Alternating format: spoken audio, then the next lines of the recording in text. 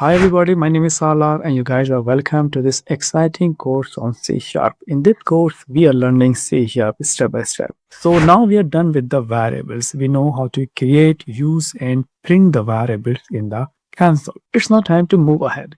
In this lecture, we are going to learn constant fields. Sometimes in a program, we need constant data, a data that cannot be changed or updated after the program is executed.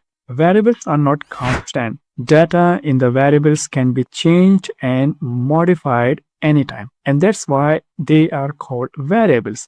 But constant fields are always constant. Data cannot be changed. Some values, as you know, are universal constant around us. For example, the value of the pi, which is equals 3.14.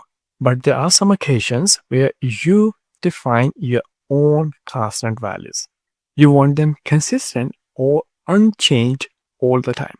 So in C Sharp, to create a constant field, we have a special keyword called const. So to make a variable constant, we put the const keyword before the data type. Now let's say I want to define the pi constant.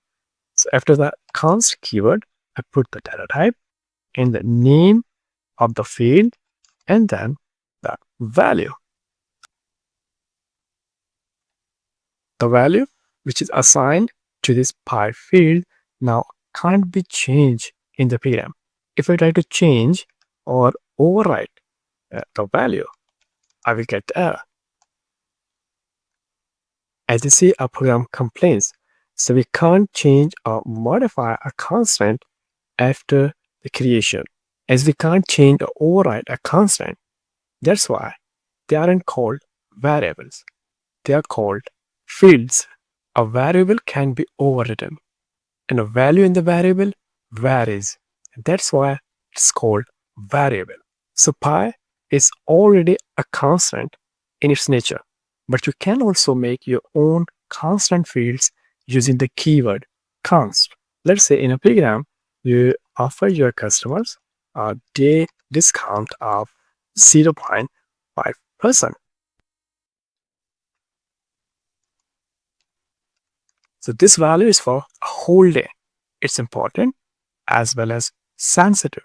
If this value somehow gets overwritten by another statement in the program or become more or less, then there will be a serious problem.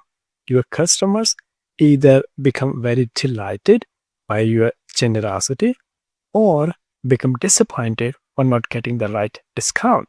So to save yourself from the trouble, you can make this variable a constant field. Now you're safe.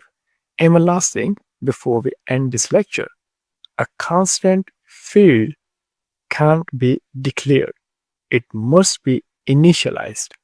That means when you create a constant, you must give it a value. You can't just simply declare a constant like this. So you're not allowed to only declare a constant.